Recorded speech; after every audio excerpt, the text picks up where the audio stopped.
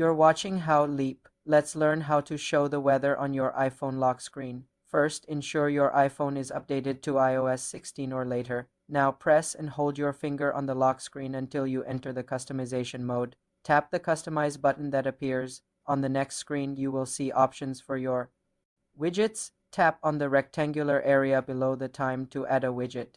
A new menu will appear with various widget choices. Scroll through this list until you find the weather widget.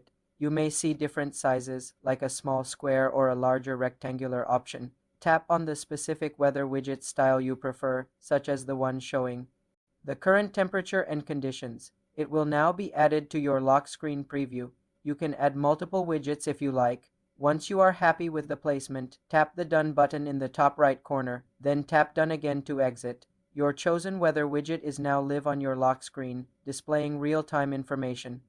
At a glance, this information will automatically update. For more simple iPhone tutorials, subscribe to the channel.